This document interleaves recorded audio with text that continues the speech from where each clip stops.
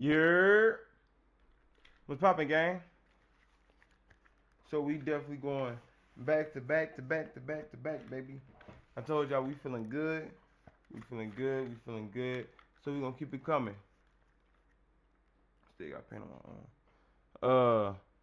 But this is about somebody named Q50. I don't even know who Q50 is, but we gonna get into that right after this. So cue the intro.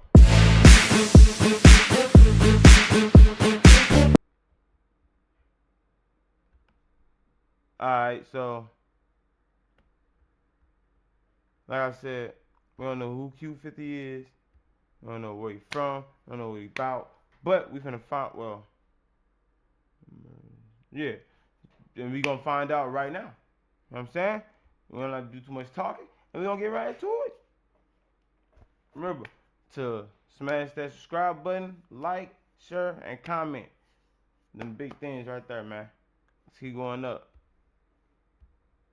As I discussed in my Lil Jeff video, 2023 is when the violence in the street would seemingly get personal for the young bloodhounds, particularly Jeff and Q50, as their cousin and beloved bloodhound member Z Money, real name Zaire Nelson, would be gunned down near his hood while sitting in a car in a parking lot of a dry cleaners. Chi-Town Crime Chasers Facebook page would be at the scene shortly after, filming the police investigating the scene, while in the comments of the video, Q50's mother would react to the footage, clearly personally affected by the death of her cousin. Paying tribute to him, both Jeff and Q50 would get Z Money tattoos at the top of their eyes, as well as a bunch of Z's tattooed on their index fingers, aka trigger fingers. Z Money's murder has never been solved, but it's clear from all the online rumors that the Bloodhounds consider their old friends from Trap City to be behind the hit. This murder now breaking apart the 0679 alliance that these two sets had formed over a decade ago. But it's unclear how much Trap City themselves were talking about Z Money's death publicly on social media at the time, but particularly since Jeff's death, they have become much more emboldened to diss him, with the young Trap City rapper Tero, who's a former good friend of Vert, even making a diss track that he would preview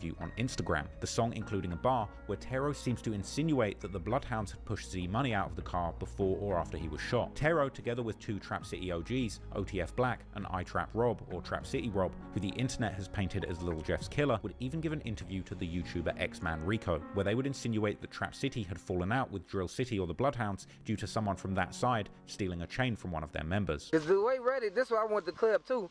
They say his dad from down here, Big J, like that. Big J. Yeah. Anybody you got. Also, his daddy is from down here. Yeah, fuck used to hang with them. They know what they did. So, okay. They know what they did. So, okay, the Bloodhounds, y'all was cool. Everybody that got a that was my homie. He stole a chain, bro. We tried like he took it. He stole my homie chain. Who was that South J or something? Nah, brother. One of the other guys. This other one. Both letting him wear the J. He come back like he got into a high speed with 12. Line saying he lost it. You know what I'm saying? That's how broke they little shit. You know what I'm saying? Yeah. The young Bloodhounds, on the other hand, have implied that Z Money's killer is locked up, which is why they can't get their hands on him. With the Chiracologists then coming to a conclusion that Z Money's killer must be a Trap City rapper called Lil Cap. The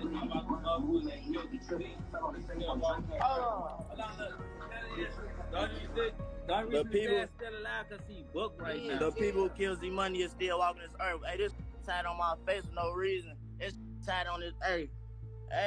Jail saving his ass. Who even had a song together with Vert and JB Bin Laden from December 2021, where even Lil Jeff makes a quick cameo. The older Bloodhounds too, like Derm, would also still in 2022 promote Lil Cap and Tero's music before things would go all the way left. Moreover, it seems that the young Bloodhounds, including Jeff and Q50, may have even been sliding for Trap City before the falling out. In July 2022, an alleged Trap City member called Buck, or Bucko, was killed during an altercation at a house party in Trap City's hood. While it's unclear what exactly had happened at the house party, it seems that Trap City and the 0679 Alliance took Buck's death hard, and they wanted revenge. In a now deleted music video called Op K by Vert and Jeff, which has only been saved in a reaction video by another YouTuber, Vert begins the song rapping how they had gone sliding after Bucko's death, whilst also shouting out both Jeff and Q50. Then, at the end of his verse, Jeff too raps how he's also sliding for Bucko and that the get back had been quick. However, now the young Bloodhounds were all about getting their revenge for Z Money, and in the following months they would be associated with several murders in online rumors, one of these taking place only a few weeks later, when a young man called Lil Pooh, real name Pierre Boozer Jr., who was allegedly from the hood of the Flipside set, where Jeff himself grew up, was gunned down in front of his home in April 2023, all the way in the far south side suburb of Sauk Village. After Pooh's death, Jeff would imply both on social media and in his music that Pooh had allegedly dissed Z Z-Money, and that's why he had lost his life. Even seemingly describing waiting for Pooh to return home while laying in the grass of his yard in his song In Your Home that features both Q50 and Vert. Interestingly, Lil Pooh's murder actually connects back to the murder of Bougie, as Lil Pooh's big brother is none other than the 9-5 mob rapper Mark from 9-5. Mark would even make a tribute song to Pooh soon after his death, but this time the song would seemingly have no pointed disses towards any specific set. Now, Mark being Lil Pooh's brother certainly doesn't mean that it was Jeff or other bloodhounds behind this murder, but it certainly adds another layer to the story, as Pooh had now not only allegedly dissed Z-Money, but had also been deeply associated with people who were in an active war with the bloodhounds. However, rapper Lou Glock from the Mix Mob set, who is seemingly also related with Lil Pooh, recently called the rumors about the bloodhounds being behind this murder a total fabrication, calling Lil Jeff and the other bloodhounds High School Musical rappers who haven't killed any gang members in Chatham. Some Redditors have also pointed out how Jeff couldn't have been behind this murder since he grew up on Flipside and was seemingly close with other Flipside members. Indeed, some months after Pooh's murder in June, one member from Flipside's hood would post himself still hanging out with both Jeff and Q50. But a few months after that, the same member would also post how he only associates with people who are really sliding and has no affiliation with any set, before ending the post saying F Flipside. But what makes this case even more confusing is that one of Lil Pooh's supposed close friends from Flipside, who even had Forever Lil Pooh text in his Instagram profile, would seemingly post an earnest tribute to Lil Jeff following his death. However, it seems that since then, this member has actually completely removed the tribute to Lil Pooh from his Instagram profile, which makes it seem like there may be much more going on behind the scenes than drill fans get to see. Anyway, it seems that the death of Z-Money had launched a tidal wave of animosity between the bloodhounds and anybody who dared come in their way. So what was the one situation that has occurred in your life that made you say, fuck these niggas? My homie dad, that's on my face, she was right here. Z-Money? Yeah. Okay. It was super deep after that.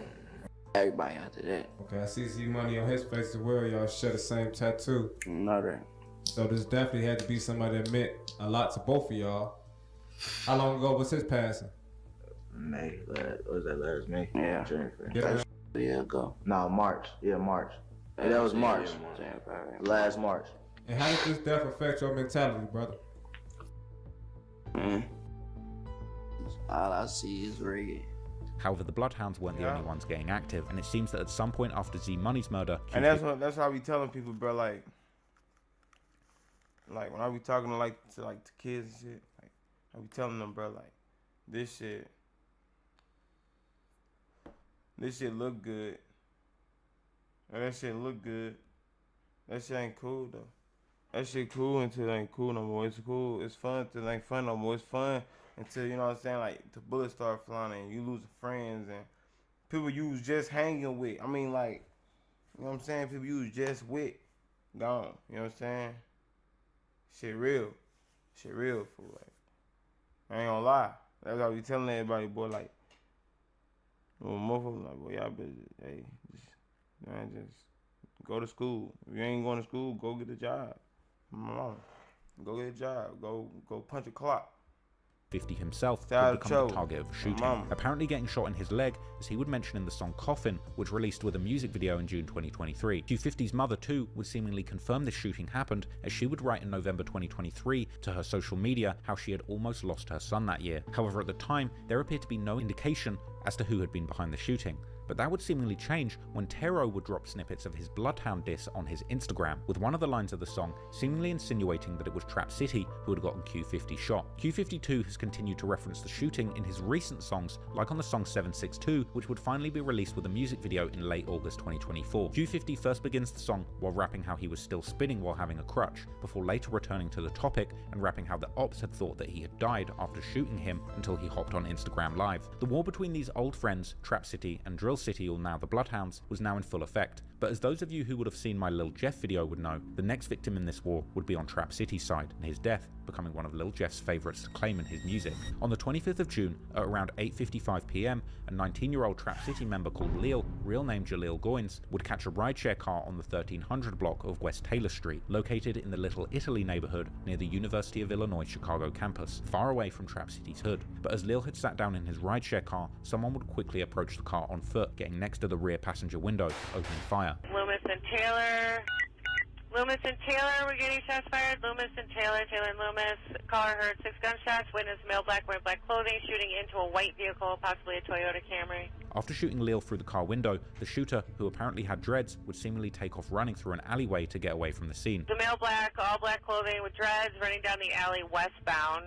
Caller didn't see a weapon on him, but there's windows there shut out. Meanwhile, the rideshare driver would immediately take off, driving Leal to the nearest hospital, which was less than a mile away. But at that time, it would already be too late, as Leal would be pronounced dead upon arriving to the hospital. And the local ABC 7 News would be at the scene later that night and the next morning, interviewing the locals who had witnessed the shooting, with one of them explaining how the police may have counted 8 shots in the car window, but she heard more than 20. This perhaps saying something about the type of gun used in the shooting. Chicago police investigating a fatal shooting yesterday evening. 19-year-old Jaleel Goins was pronounced dead at Rush University Medical Center, but police and nearby residents tell us the incident began in the 1300 block of West Taylor Street, where Goins was a passenger in a rideshare and was shot. Then the rideshare driver drove Goins to the hospital. This woman was outside to meet someone. She tells me she was looking down at her phone, then heard the shots. She thought she had been shot, but she had not. I'm down there on the ground crying and shaking and stuff. Pow, pow, pow. They said it was like 8 shots. No, I believe it was more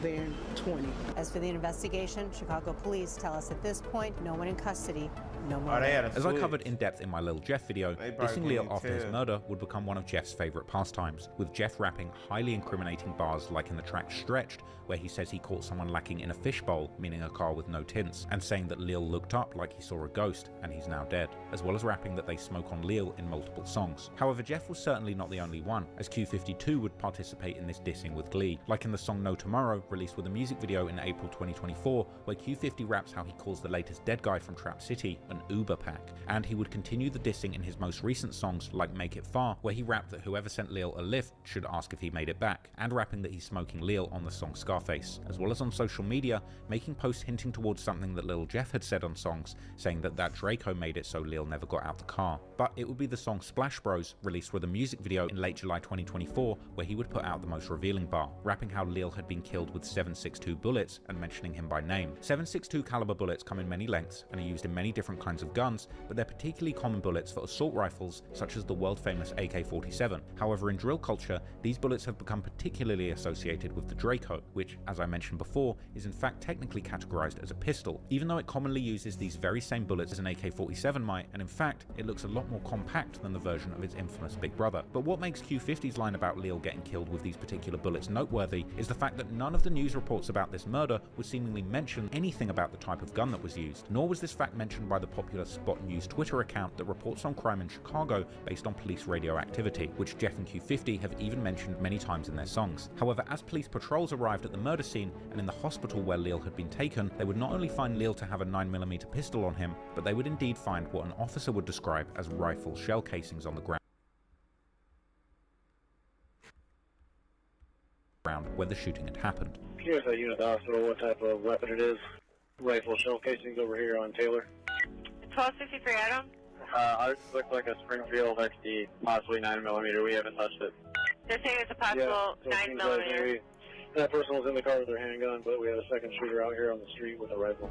Alright, so there's a second shooter over there with a rifle. Alright, 10-4. Now this of course doesn't mean that Q50 took part in this murder, but it wasn't exactly a secret that Jeff in particular was very fond of using the Draco, to the point where he would even get the nickname King Drake. Yet knowing how Q50 likes to seemingly insert real details from real crimes into his lyrics, it's certainly interesting that he would get this fact seemingly correct, and the blasé attitude that he had to rap such details that only the shooters would know is possibly a prime example of self-snitching. But still, it could be a coincidence. But whatever the case may be, it would only be a few months later when the next gruesome shooting would take place, that Q50 is commonly referenced in his songs, the target of this shooting being a much older member of Trap City.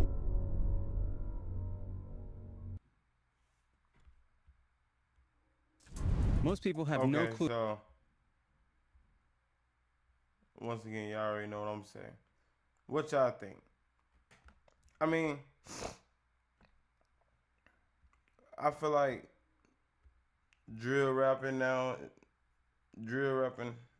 yeah, it's just motherfuckers telling on themselves now. That's all they doing. But like I said, man, I mean, it ain't much I can say about this video. I ain't gonna lie. kind of stumped me with this one. Like I said, man, you just gotta move. If you gonna be in the streets, bro, you gotta move smart, man. If not, you gonna end up one or two places. You know what I'm saying? And you ain't gotta not move smart. You know what I'm saying? It could just not be your day. You know what I'm saying? It just cannot be your day, gang. And that's why I say, you play sports, play sports. See that shit through. I know niggas in the league right now. See that shit through. You wanna be a smart nigga? Be a smart nigga. You know what I'm saying? Do whatever you will, you know what I'm saying? But before you do that, remember to like, share, comment, and subscribe. And I'm gonna get it y'all on the next video, man. See y'all then. You dig?